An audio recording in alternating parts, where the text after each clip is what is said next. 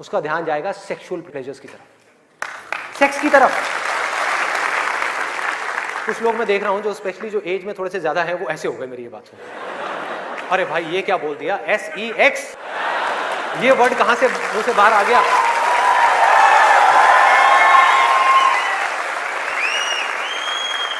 Sex में मजा है या नहीं है?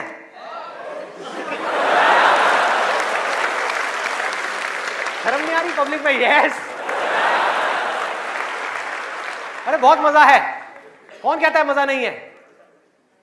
कौन कहता है मजा नहीं है? और अगर मजा नहीं होता तो हमारे देश की 125 करोड़ की आबादी कैसे होती? सोचो, लोग कर क्या रहे हैं? एक स्टूडेंट की लाइफ की एक बहुत बड़ी प्रॉब्लम है जिसके बारे में कोई बात ही नहीं कर रहा, जिसके बारे में कोई बात ही नहीं कर रहा। स्टूडेंट्स की हिम्मत नहीं हो रही है बात बोलने की यहां पर, क्योंकि बहुत सारे और भी लोग बैठे हुए हैं। लेकिन जड़ क्या है प्रॉब्लम की, मैं वो समझ सकता हूं क्योंकि मैं उस फेज से निकल चुका हूं। मैं कोई 50 साल पुराना आदमी नहीं हूं। हाँ। अरे भाई मैं समझ सकता हूं आपके ऊपर क्या बीत रही है, मैं समझ सकता हूं कि साइंटिफिकली जब हमारी बॉडी के अंदर हार्मोनल चेंजेस होते हैं तो क्या होता है। इस प्रॉब्लम के बारे में कोई बात ही नहीं कर रहा। पेरेंट्स कह रहे हैं पढ़ो, टीचर्स कह रहे हैं पढ़ो, कोई ये नहीं बता रहा कि यहां से अपना ध्यान कैसे हटाए, कैसे हटाए।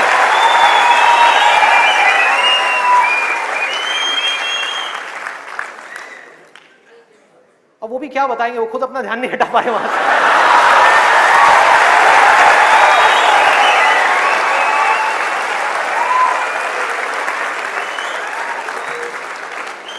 मुझे लग रहा है यहां पर कुछ पेरेंट्स थोड़ी देर में बगावत करने वाले हैं।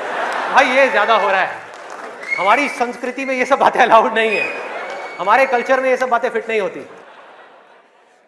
कौन सा कल्चर, कौन सी संस्कृति? ध्यान से समझो क्या मैं बोलने वाला हूं। मैं बुराई नहीं कर रहा किसी चीज की, मैं सिर्फ इतना सा कह रहा हूं, कल्चर बनता है सिचुएशंस के अकॉर्डिंग। कल्चर जो बनता है, ट्रेडिशंस जो बनते हैं वो बनते हैं सिचुएशंस के अकॉर्डिंग। सिचुएशंस कल्चर के अकॉर्डिंग नहीं बनती भाई, इस बात को उनको समझना है कि ये जो कल्चर बना था आज से 1000 साल पहले वो बिल्कुल परफेक्ट था उस 1000 साल पहले वाले टाइम के हिसाब से। आज के हिसाब से कैसे भाई, कैसे लगाओगे इन सब बातों को यहां पर? आज के टाइम में कैसे अप्लाई करोगे? जब सेक्स करने के लिए आज से अगर हम पीछे चले जाएं, मे बी 500 साल पीछे चले जाएं, तो अगर आप पेरेंट्स हो, आपको अपने बच्चों को इन सब गलत कामों में जाने से रोकना है, अगर इसको गलत कहें तो, हाँ, इन सब कामों में जाने से रोकना है, तो आप क्या कर सकते थे? उसके हाथ पैर बांध करके उसको कमरे में लॉक कर दो, और जब शादी की एज हो उसकी फटाफट से शादी करा दो, या चाइल्ड मैरिज करा दो ना, जरूरत ही क्या है, आगे बढ़ने ही मत दो उसको, फटाफट से चाइल्ड मैरिज, 5-6 साल का है, चाइल्ड मैरिज कराओ, काम खत्म। उस टाइम के हिसाब से वो ठीक था, आज आप कैसे रोकोगे?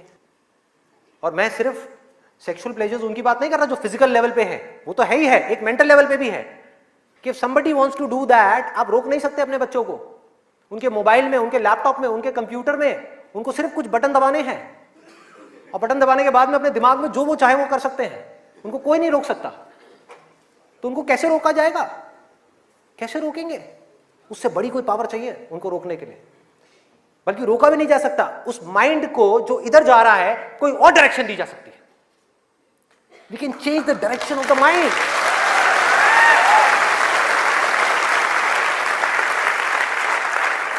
ये पावर इतनी बड़ी है कि इसको कंट्रोल नहीं किया जा सकता, इसको रोका नहीं जा सकता, इसकी डायरेक्शंस को चेंज किया जा सकता है, माइंड की एनर्जीज को कहीं और लगाया जा सकता है। तो ये एक ऐसी पावर है जिसको डिजायर बोलते हैं। है डिजायर ही दोनों तरफ, अगर आप ध्यान से देखो जो भी मैंने अब तक कहा आज के सेशन में, है डिजायर ही। एक है कुछ पॉजिटिव करने का डिजायर, कुछ कंस्ट्रक्टिव करने का डिजायर, कुछ बनने का डिजायर, कुछ करते रहने का डिजायर, अपनी एनर्जी को बढ़ाने का डिजायर, और एक तरफ है अपनी एनर्जीज को वेस्ट करने का डिजायर, मजे लेते रहने का डिजायर। एक डिजायर है जो आपको नीचे ले जाएगा, आप धंसते चले जाओगे। एक डिजायर है जो आपको ऊपर उठा देगा, आगे ले जाएगा, परे ले जाएगा। धीरे धीरे यही डिजायर आपकी सबसे बड़ी पावर बन जाएगा, जो आज आपकी सबसे बड़ी वीकनेस है। और ये सिर्फ स्टूडेंट्स की बात नहीं हो रही यहां पे, कोई भी वो आदमी जिसके पास में करने के लिए कुछ नहीं है, जिंदगी का कोई मकसद नहीं है, उसका ध्यान इन्हीं चीजों की तरफ जाने वाला है। और कहीं जा ही नहीं सकता, चाहे वो नशा हो, चाहे वो ये हो जिसकी मैंने अभी बात करी, इस वर्ड को कहने में भी डर लगता है, सेक्स, वो हो, उसके अलावा और कहां जाएगा ध्यान? खाने के ऊपर जाएगा, खाने के ऊपर जाएगा। आज हमारे लिए एंजॉयमेंट का मतलब क्या है, शादी का मतलब क्या है? शादी में शादी के लिए कोई नहीं जाता, खाने के लिए जाते हैं। अरे भाई उस शादी में खाना बहुत बढ़िया था, मजा आ गया। खाना जब तक आप पेट की भूख को मिटाने के लिए खा रहे हो तब तक वो अमृत है, और अगर खाना आप मन की भूख को मिटाने के लिए खा रहे हो तो वो जहर है।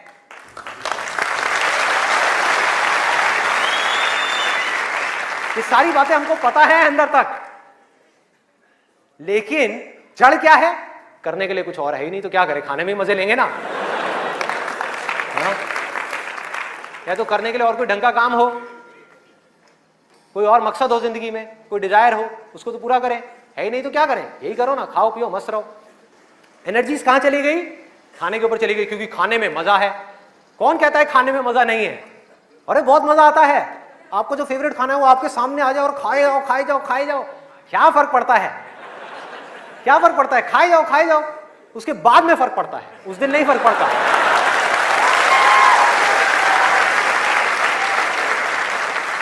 जिस आदमी की बॉडी ठीक काम नहीं कर रही, उसका माइंड किसी भी हाल में ठीक काम कर ही नहीं सकता, हो ही नहीं सकता, इम्पॉसिबल। यही बात बुद्ध ने भी कही थी आज से 2500 साल पहले, कि अगर हमको अपने माइंड को क्लियर रखना है, शार्प रखना है, फोकस्ड रखना है, कंफ्यूजन्स को खत्म करना है, तो हमको अपनी बॉडी के ऊपर काम करना ही पड़ेगा, और कोई दूसरा ऑप्शन नहीं है।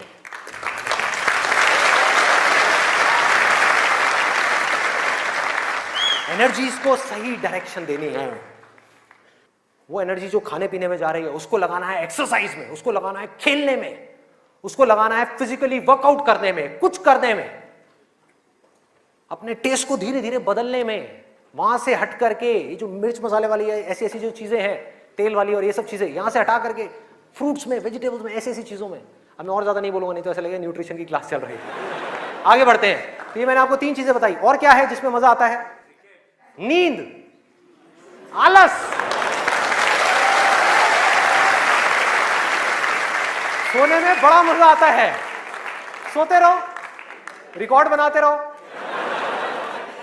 नींद अगर आप लिमिट में लो तो बहुत बढ़िया है, अमृत है, और जरूरत से ज्यादा लो तो जहर है, जहर है। और क्या है इसके अलावा? कॉमेडी। अब ये बात बड़ी अजीब लग रही है सुनने में, लेकिन ध्यान से समझना। बोलते हैं laughter is the best medicine, सच है, बट मेडिसिन की भी एक लिमिट होती है।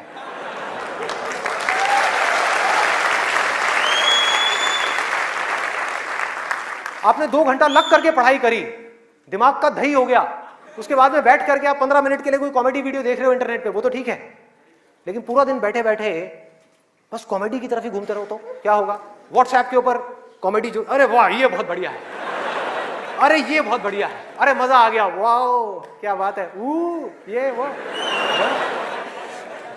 कॉमेडी है एक थके हुए माइंड को रिलैक्स करने का नाम। वो माइंड जो थका हुआ है उसको रिलैक्स करने के काम आती है कॉमेडी। बट इसी रिलैक्सेशन से अगर आप अटैच हो जाओ तो क्या होगा? बर्बाद कर देगी।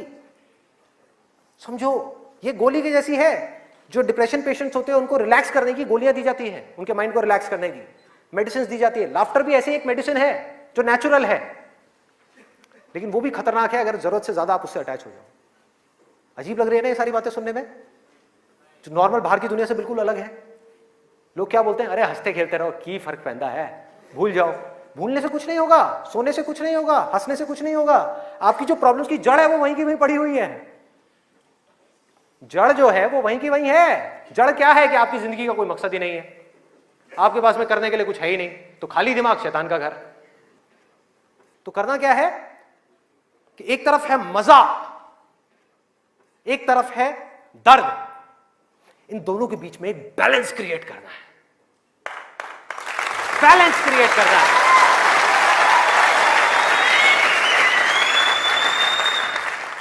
मैं ये नहीं कह रहा कि सिर्फ ये करना है या सिर्फ वो करना है, नहीं, दोनों के बीच में बैलेंस क्रिएट करना है।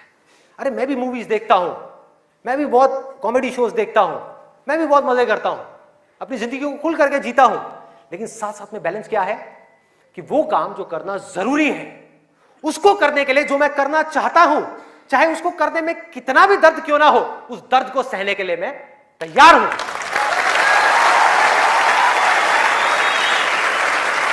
लोग मजा तो चाहते हैं लेकिन दर्द सहना नहीं चाहते। ये जड़ है हमारी लाइफ की सारी प्रॉब्लम्स की।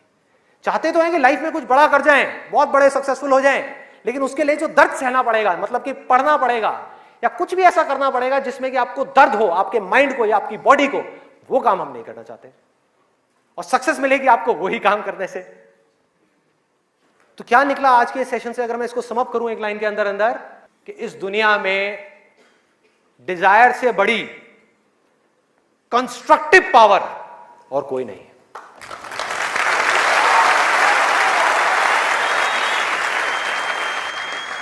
सब कुछ बदला जा सकता है अपनी जिंदगी में भी और इस पूरी दुनिया में भी। इस पूरी की पूरी दुनिया को एक नई डायरेक्शन दी जा सकती है उस डिजायर की वजह से, अगर ये डिजायर सही डायरेक्शन में है तो। यही डिजायर अगर गलत डायरेक्शन में चला जाए तो इससे बड़ी डिस्ट्रक्टिव पावर भी इस पूरी दुनिया में और कोई नहीं। जो लोग ऑलरेडी एक पर्टिकुलर एज पे पहुंच चुके हैं, मैं उनके लिए नहीं बोल रहा, लेकिन आज यहां पर जो स्टूडेंट्स बैठे हुए हैं, जिनके आगे अपनी पूरी की पूरी जिंदगी पड़ी हुई है, उनको यह फैसला करना होगा भाई। और आपके फैसले के ऊपर इंडिया का नहीं, इस पूरी दुनिया का फ्यूचर डिपेंड करने वाला है।